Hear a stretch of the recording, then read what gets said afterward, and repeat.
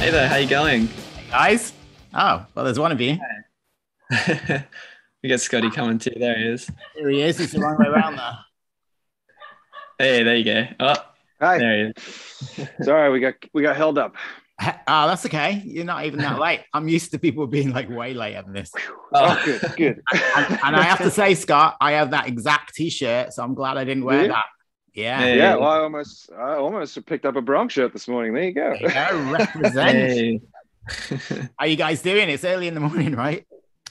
Yeah, Not about that early 9:30, anymore. yeah. Is this like a normal thing for you when you do interviews? You have to get up early and like be on? It is now. Yeah. It is now that we can't be out there in the world. Yeah. Yeah, I guess so. That's it. So how are you doing anyway? How's life in down under? Oh, it's not too bad. I mean, we're doing pretty well. It's funny because I feel like Australia was like the envy of the world for a little while last year, and then this year we've kind of like dropped the ball. Me and Scott have been in a lockdown for the last 9 weeks, I think. So 9 weeks. Oh my we god. picked up a lot of new hobbies. So Like what? How have you been killing time? uh Man, I've been playing guitar and bass, which I mean, I'm a drummer, so obviously that's really really fun for me and really terrible for everyone else in the house. I've been collecting plants. I don't know. I've been trying to do whatever I can do to pass time, really. Yeah. Yeah. I'm playing a lot of guitar. Yeah. Just a lot of little art projects going on, that sort of thing. Yeah. I don't even know. Our other guitarist has been doing watercolor painting. I mean, everyone's picking up new hobbies. Yeah, it's cool. There you go. So that could be like the next album cover. The fourth album could be like some kind of nice watercolor There you go. made yourself. Something I'm into that. made throughout this. Yeah. Keep branching out. Yeah. I always like the idea of a painted cover art, or like, just an art for the sake of art as cover art. And like an album sleeve that you can put in a frame and stick on. Yeah. Looks good on its own. Exactly right. Yeah. There you go. You're already thinking about the next album. A whole new approach. Yeah. Damn. Yeah. So how does it feel releasing an album when you guys are locked down? That's a new thing. Oh, it's interesting. Obviously was not the plan. We were meant to be in the UK doing a Slam Dunk Fest and a bunch of side shows to coordinate with the release, but I mean, obviously didn't happen with everything going on. But I mean, it's okay. Like, I think it's kind of nice to just know that it's finally coming out. It was finished recorded as of about mid last year, so we've just been sitting on it and we've just been waiting to share it. So it might not be exactly how we wanted to put it out, but I mean, it's nice to put it out. I'm not upset. I'm excited to put it out. Yeah. So you said you were going to be in the UK. I'm from the UK, but I'm actually living in Montreal. And I've been to Slam Dunk Festival a few times. The lineups are just always like a dream for that festival. But I was looking forward to that. Damn it. Do you have any festivals like similar in Australia? We used to have one called Soundwave that was like sort of like our Slam Dunk Warped Tour kind of lineup, but it would have bands like Metallica and Slipknot too, so it was kind of like that metal / punk / rock kind of crossover, and that was awesome. I mean, but, we're kind of similar to the UK, where we kind of have to pick our festivals, so we don't get to have too many specific festivals. There's not a punk or metal and a whatever. They kind of have to envelop all the alternative metal punk. That kind of has to go together so they can have a giant one instead. So we always had like one festival or two every year. Now there's a bunch of little ones too, but right now they're all off, which is kind of a bummer. Yeah. But we always had Big Day Out and then Soundwave. That was like out too. That was our like longevity festivals that stuck around for years. Yeah. Like this album, it's your third album. So do you see a progression from the first album to here? How do you think you've changed over like the last 5-6 years? Is it since the first album? Yeah, Josh, I'll let you take that. You were there at the beginning. Yeah, that's true. I mean, yeah, definitely. I think like the way we've been writing has sort of changed. Like, I think we're all different people. When we started the band, we were all like 19 years old, and then I'm 28 now. So it's, even just the change in you know, I think the content that we're talking about in the lyrics, and you know, I think there's just, obviously from being a teenager to being late 20s approaching 30, it's such a change in your life and everything. I think a lot of that sort of will come across, especially from first album to third. And I think we've got new influence. So Scotty Mack is actually a new member, so he's been touring with us for like maybe the last 2.5 years, thereabouts. 3-ish maybe, I don't know, 3 years, there. yeah. Something like that. And like this was the first album where he's been an active writing member, and he was in the studio every day, so that gives us a fresh sort of like perspective and sound, not only in guitars, you know, he was writing songs as well and helping with vocal melodies, drums, everything. He's a multi-instrumentalist, so you know, just across the board. All of us love an opportunity to tell someone else what to do. I'm a drummer, but I love weighing in on a guitar part or a vocal melody. So now that you're learning guitar, you're probably going to do that even more. Nightmare scenario for everyone else. Yeah, I know everything because I learned the pentatonic scale. So. So was there a moment, like, was there a catalyst that started the whole process of writing this album? Can you remember a moment where you're like, this is where we're gonna go? Oh man, you know what's funny is, yeah, I think with this album it was sort of hard at the start because I feel like we've tended to had to write on tour, and straight away that can make it really tough on tour. It's really difficult, especially for a smaller band, to actually get a minute to yourself to kind of be in that space. And I think we kind of struggled with that because that was relatively new on the second and third album. But I mean, often you'll have a green room where there's 30 people sharing the one room as a smaller band. So, you know, the only minute you might have to yourself since you wake up to when you go to sleep might be when you go to the bathroom. So it's like, it's interesting to try and find that space and, you know, find a small quiet corner and write a song, compared to when you're at home, you can get in your desk or wherever your creative space is and really hone in on that. But I think with this album, we had like 20 demos and they all felt like they were all over the place. And it was a lot more of like, instead of consciously being like, this is what we're going to do next, it was more like, we're going to write all these ideas and we're not going to limit ourselves at all. And then we're going to like pull them all together, see what kind of fits together, see what we're enjoying the most. And then, you know, the 3 or 4 strongest ones, we're going to start writing towards that direction, you know? Okay, yeah. So we cast a wide net, I think, with this album, and then saw what it brought in. And does that mean that do you feel this album is more varied than what you've done in the past then? Yeah, I think, I mean, it's got some really interesting songs. Like, we've experimented with new instrumentation. I mean, Scott, what do you reckon? Yeah, I think it's strange because it's kind of like, it's everything that's been learnt until now, used and utilized, as well as everything that we haven't done that we thought would be cool, we decided to try as well. So kind of like Josh said, like, it really was a bit of old and new coming together, which I think it does sound that way. And I think people will find that. But yeah, like, there was moments where I remember songs coming in and realizing that there was some different sounds going on and that we could probably try something different than the same old. And I think everyone started writing that way once we started realizing that there was a bit of a different life in these songs. I know Eni had some songs that he's been sitting on for a long, long time. And like, we finally felt like it was time to approach some of them just to see, like, is that going to make it? Like, right. Yeah. Now that you're more involved with the band on the recording and writing side, was there anything that you came in going, right, I want to get my little bit in there? Not originally, but I did get one. And kind of like Josh said, like, that whole situation where you really have to find your own space. But sometimes that leads you to a corner of a room you may not have ever sat in. And so, like, I remember we were getting towards the end of the recording and we had pretty much all that we needed, but we knew that we didn't quite have enough, like maybe another fun song or two. Like, we needed something uplifting. And I went and wrote Big Cat Judgment Day in the kitchen while they were working on something else. And, you know, that's like, that song is about being in the kitchen and that song is very specific to where I was sitting. Right. It was the only place I could sit and work. And that led to this. And yeah, so it builds and it's like its own little animal thing that just keeps gestating. Yeah. So do you guys typically write kind of under pressure because you need new material, or do things kind of come over time and you put them together later?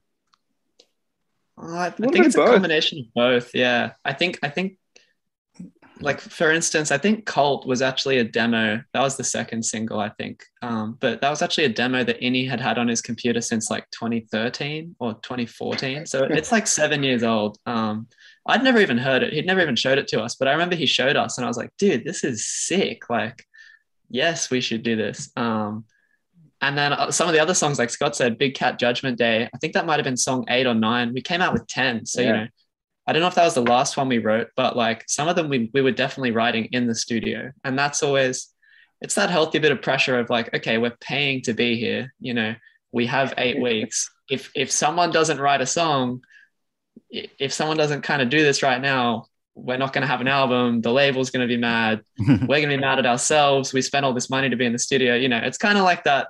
Kind of like leaving the assignment until the night before it's due. Like, it's a good motivator to make sure that you get it done. Like, right. Work on a deadline. Yeah.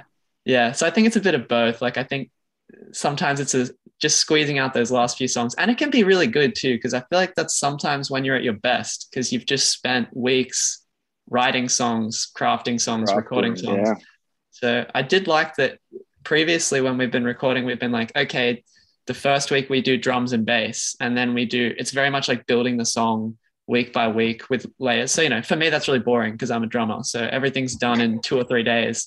And then I'm just sitting on a couch telling everyone else what to do. So it was cool that with this one, we worked on a song by song basis. So we would do 1 or 2 songs of drums and then build the whole song up. And then we could look at the finished product and be like, okay, how are we going to do the next 2 songs? And that was really different for us, I think. Interesting. So if somebody had never heard your band before and they said, oh, play me something, what would you pick first that kind of gives an overall feel of what you're about? Yeah, that's tricky. I guess it kind of depends on who I'd be speaking to, but that's a good answer. Like, if I was speaking to maybe like my grandparents, I would probably show them something different than I would show like a 20-year-old, you know, like I'd be like, here's the piano song for the old and then when the kids come down, you're going to play them like Voldemort or something like, but it is tricky. There's like, I don't know, Josh, what do you reckon? What would you play for people to say, here's my band? It's funny because I feel like we've always been so in it that we feel like all the songs are so different. And then I remember like the first album we did, for instance, or the first EP even, like we were so worried. We were like, these 5 songs sound like 5 different people wrote them and they don't sound cohesive at all. And we had all these like worries and anxieties going in, and no one ever said that once. Like, no one's ever said like, you guys don't have your own sound. It just sounds like you've ripped off 5 different bands and 5 different songs. Like, but because we're the ones who, it's just so hard to see it as authentic when you're the one who made it. I think that's such a difficult thing to do. And like, I don't know, like I always think there's so much variance in our songs, but when I play them to someone else, they're like, oh, it's Blink-182. You know what I mean? Because if it's not their thing, like if that's the only pop punk they've ever heard, that it's like, oh yeah, it's got electric guitars and, you know, it's Green Day, like it's Green Day or it's Blink-182. So it's so funny. It's really hard, to like reduce yourself to something like that, like a label, but it works, you know. It's like that's what people know, and it's tricky. I guess this round of this songs, like I've really loved playing Big Cat Judgment Day. Like young and old have loved that song. But every song we put out so far has had a great response, and like no one's really said any bad things as far as I can tell. It's been really lovely. Yeah. I'm sure there's some corner of the internet somewhere, I'm sure. I'm not looking. Don't look. So are you guys the kind of people that sit down and listen to albums like in their entirety, or are you like playlists song kind of guys? Well, I've always been an album guy, but I do love a giant shuffle. Yeah. What about Josh? I've always been an album guy my whole life, but this pandemic, I just have not listened to albums. It's so weird. And it's funny because I read these studies that people weren't looking for new music early in the pandemic because they wanted to feel some sort of nostalgia for a better time. And a good way of doing that was familiar music that reminded them of, you know, different times. Dude, yeah, I've been listening to stuff from the 60s to the 80s, and that's like, I don't know. It's like I don't comfort know. food. Yeah, like I don't Musical know. comfort food. Yeah, so I guess That's the I've gone thing, man. towards playlists. I've just been like going through like all different playlists and trying to find, and then just like making my own from the single like songs that I really like. But all my whole life I've been an album person. I don't know if that's just the effects of having a Spotify account where I can listen to any song at any time. It's almost like being spoiled. When I was going to say when we're on tour, it's definitely more album friendly because I think those late night drives where you have 8 hours, it's just a lot easier to put an You gotta album on. find the chunks. Yeah, Yeah, 100%. like that's 10 albums. Otherwise, you're trying to queue up 8 hours worth of individual songs every night. You'd go crazy. Yeah, So that's true. Okay, so that leads me on to a good question actually. When you are on tour like that and you've got these 10 albums, do you have like go-to albums that you just find yourself listening to again and again? What are they? oh, Scotty, what do you reckon? I've got like my go-tos for certain time of day, certain area of the country. Like I do geographically pick my music. So Oh, if we're in England driving around at night, it will be different to what we're listening to driving around in France during the day, you know, like I'm so specific with what I listen to, but it depends as well. So like I spend a lot of my time, if I'm the driver or DJ and I've got Josh up with me, I might try and spend that 10 hours teaching a lesson on fucking 1973, you know, like here's everything that happened that year. And that can also keep us, you know, active and alive and awake during those times. But right. I've definitely got my favorite albums that, like, if I'm driving across the plains, I know I want to listen to one of those albums. I couldn't name a single one right now if I had to go. I was gonna say, I remember we were driving through like I think it was somewhere in California or one of the states just bordering it, and we were listening to like Bon Iver, and I remember that was a really good one for like it was like late at night, a little bit sleepy, half the van was asleep or Nice. whatever, and like that's always nice. I feel like the guy definitely tries to capture natural landscapes, so when you're going through like a really remote area in the middle of nowhere, that's a nice one. Well, that's where he lives. He lives like miles from any kind of civilization, so you definitely get that vibe from music. I know for me, if I'm ever on a long drive and we're like out in the wilds, then the war on drugs is kind of my go-to. Yes. Because they have that very kind of I don't know, it just suits those big landscapes, those vistas, you know, that kind of music. So you mentioned about driving through England at night. What would you have on? Like, would you play something chill because it's night, or something loud because you need to stay awake? I have the only memories I have of late night England drives is me being a nightmare, like blasting Andrew WK and Metallica at 1 a.m. Like, yeah, that like we just played that one Metallica song over and over and over that last UK tour. It became like so good. Every time we left somewhere, anytime we were arriving somewhere, anytime we were playing anything like that. What was it? Just in anger? Frantic, right? It was what's the one that says my lifestyle is my death style? Frantic. It's like TikTok. Yeah, that's it. I don't know. I think there's definitely ones that as well. I tend to play a lot of the National, at least 2 years ago. I'm still listening to a lot of the National, but nice. I know there was a few groans whenever I played them, probably because I overplayed them. Right. I think like someone in the band will discover a new sound, and everyone else is like, "Oh God, again!" Like So I've definitely been that guy.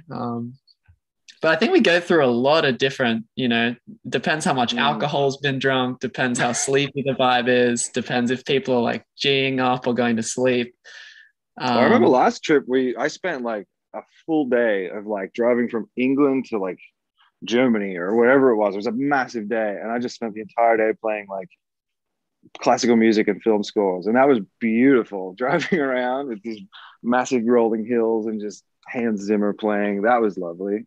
That's dramatic. Yeah. As long as everybody agrees, I guess that's the whole thing, isn't it? Trying to find something that nobody's going to mind is being played at that time of day. So yeah, and if they really mind, put your headphones on. See you later. So going back to your album, which you say it's been completed for a year. You've just kind of been sitting on it. When's the last time you listened to it? Ooh. Josh? I haven't listened to it in its entirety in a while. I think I've been I try to avoid that once we finish it. Generally, I'm a little bit burnt out almost by the end of the mixing process, just because you have to listen to it. You know, in some of our mixing processes, we've gone back and forth like 7 or 8 revisions on a mix. And I think at that point, you're so like deep into the like tiny little balance issues and like getting every little texture and layer change that I almost don't want to listen to it for a really long time. But with the album coming out, with the album coming out, it's about time. This week I've been kind of going through all the songs to refresh, like, you know, like what are my favorites, you know, and especially, you know, that we are starting to do press and things for it. I want to make sure I can talk about all the songs, and, you know, it's almost like I have to go remember all the things that happened and what we did. Like, it's a bit of homework, but it's good because it's enjoyable to listen to it again. So the abstinence has worked out for a while. I didn't stop for a bit once it was done, and then I realized I would need to take a little break. Otherwise it wouldn't feel very fresh or special when it did come out. But now that we're like dripping these songs out, and then we did a live stream, like a surprise front to back stream about a week ago, and that was the first time I listened to it front to back in a few months, and that was really, really fun. Actually, really fun to do it after such a break. Is there any tracks on the album that you're excited to play live that you just like think they're going to go over really well live? Almost all of them, really. Like, that was one thing I did notice. That's a cop-out answer. Come on. Okay, I'll specify. One thing I did notice with writing is like we made sure that every song, minus maybe one, could be performed live, basically as you hear it, and that was a cool thing to do. There's definitely a couple of songs, like some of the more upbeat, so What You Make It that we just dropped, and like Big Cat. They're really fun, jumpy, like the traditional upbeat songs. But there's songs like Atlanta or even City, which is track 2, that are like, they're a little different and they're kind of fun, and there is different elements that we don't really have songs that do some of those things, so they will be fun to play live. It's a different sound, a different vibe. Nice. Yeah, even like obviously all the singles we've put out I think will be fun live, but there's a track called Lose and another one called Baked that I'm pretty excited to play. And I think they're the sort of ones that, you know, maybe don't always get the most attention, but I think they're really interesting songs. So I know Baked was like one that we all liked a lot as well. So that, I mean, it's just interesting. It's always cool to see which ones people gravitate towards, because we don't always get it right. And it's like I said, it's so hard to know like what people will want to hear. So sometimes it's a cool surprise, you know. Yeah, for sure. So obviously you're not going anywhere right now, but have you made many plans like moving forward, like hoping that things are going to start opening up? Or are you still in a position where you're just kind of waiting to see what happens? I think we kind of have our sights set on next year. We're sort of not so committed, I guess, to a certain date or anything right now, because it is a little bit open, but we've definitely got feelers out, and we want to go play the songs as soon as we can. So we're trying to just make sure that as things open up and it becomes a possibility, that we're like right there at the front of the queue to kind of start playing some shows. Yeah. Wow. Yeah, basically. I mean, yeah, and we've got such a great team. Like, we've got people all over, really, but as soon as we're able to, we're going to be out there as soon as we can. It's unfortunate that, you know, Australia is taking a minute to catch up at the moment, but everybody's still dealing with it, and we're just waiting patiently. And as soon as it's safe, like, we're gonna just go and not stop for a little while, I can imagine. Yeah. Excellent. Well, I hope you make it over to Montreal sooner rather than later. Yeah, yes, definitely. There's definitely a lot of people that will be waiting for you guys to come over here. And congratulations on the new record. I'm glad you finally got it out. It must be a relief. But yes. At least, you know, we have some uplifting music to keep us going and keep you guys going in Australia as well until you guys get back out onto the road. So yeah, man. Yeah, thanks very much for spending some time chatting with me. Oh, yeah, absolutely. Thank you. Much appreciated. All right. Yeah. Enjoy the rest of your week, and good luck with everything. We'll see you soon. Thanks very much. Have a good one. All right. Thanks, guys. Bye. See you later.